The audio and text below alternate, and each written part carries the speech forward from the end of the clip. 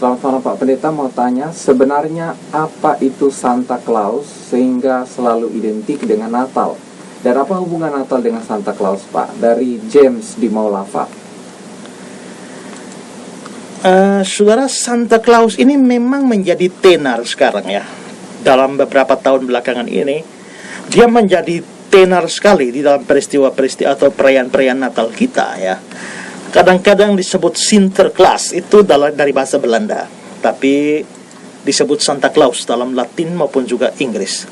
Dan Santa Claus ini terkenal sebagai pemberi hadiah bagi anak-anak pada waktu Natal, dan orang dengan ciri yang gendut, berjanggut, berpakaian serba merah, dengan topi merah berjambul, sambil dia memikul satu buntalan berisi banyak hadiah kemana-mana.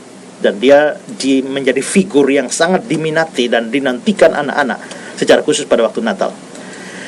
Nah, beberapa tahun ini terakhir ini saya melihat bahwa hampir seluruh dunia, itu dalam seluruh dunia itu perayaan Natal dikaitkan secara menyolok dengan Santa Claus ini.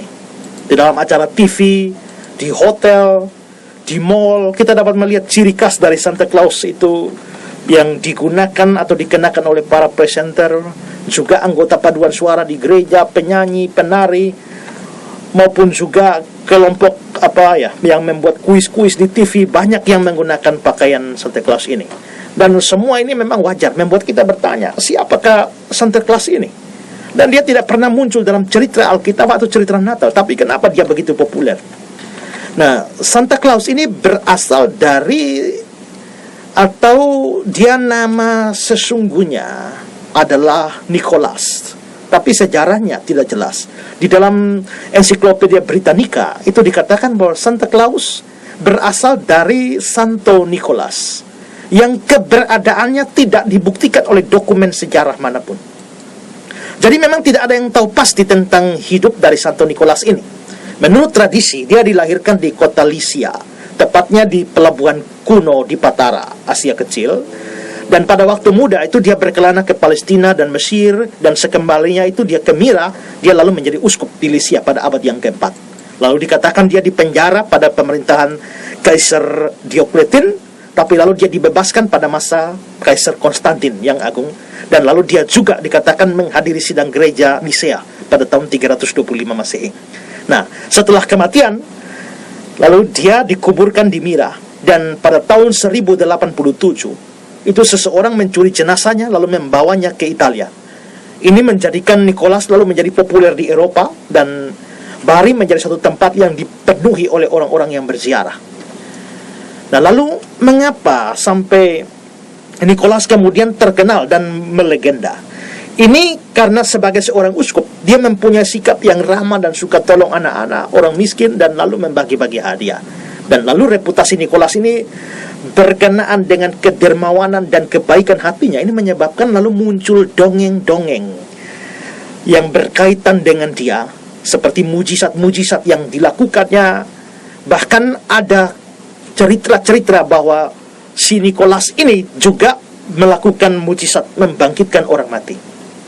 Nah, legenda ini kemudian menyebar ke seluruh Eropa, terlebih lagi di Belanda dengan nama Sinterklaas. Nah, di Belanda, cerita tentang Sinterklaas ini akhirnya berkembang sehingga lalu menjadi berbau tahyul dan dongeng. Nah, Sinterklaas ini digambarkan sebagai orang tua berjanggut putih panjang, berpakaian uskup, lalu menaiki kuda yang bisa terbang di atas atap rumah, dan dia ini dibantu oleh budaknya yang namanya Pit Hitam.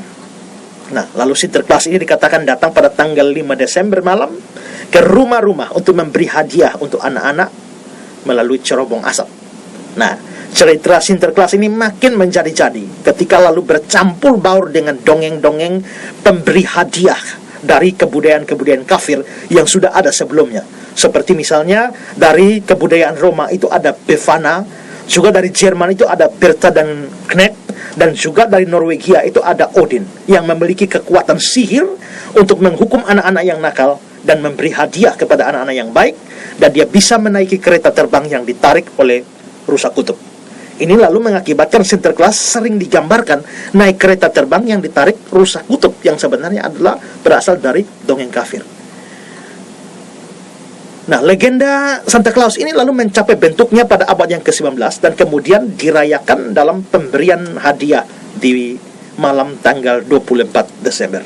Nah, legenda Santo Nicholas ini lalu dirayakan sebagai Père Noël di Perancis atau juga Father Christmas di Inggris. Nah, dari semua yang saya jelaskan ini terlihat bahwa Sinterklaas atau Santa Claus ini jelas-jelas merupakan suatu kebiasaan ya, atau praktek yang salah kalau kita melibatkan Sinterklaas di dalam Natal. Karena bukan hanya tidak ada kaitan sama sekali dengan Natal, tapi bahkan bersifat dusta, bersifat tahyul dan dongeng. Pertanyaan bagi kita sekarang adalah, apakah layak cerita dan figur Sinterklaas tersebut dihadirkan di dalam perayaan-perayaan Natal kita? Menurut saya tidak layak, saudara ya. Menurut saya tidak. Karena itu menurut saya Santa Claus dan juga atau Sinterklaas ini, baik gambarnya, patungnya, bonekanya atau hiasan-hiasannya seperti yang nampak di dalam pohon-pohon Natal kita, menurut saya harus disingkirkan dari Natal ya, karena sama sekali tidak ada hubungannya, bahkan juga berbau kafir. Dan menurut saya juga gereja atau lembaga Kristen seharusnya tidak boleh memasukkan dongeng atau tahyul tentang Santa Claus ini dalam perayaan Natal. Karenanya tidak perlu berpakaian Sinterklaas dalam perayaan Natal, tidak perlu membuat drama Natal yang menghadirkan tokoh Sinterklaas, juga tidak perlu mengadakan acara seperti yang pernah dibuat di Kupang SBSC, semalam bersama Sinterklaas, atau jumpa Sinterklaas untuk anak sekolah minggu, apalagi dipungut tiket.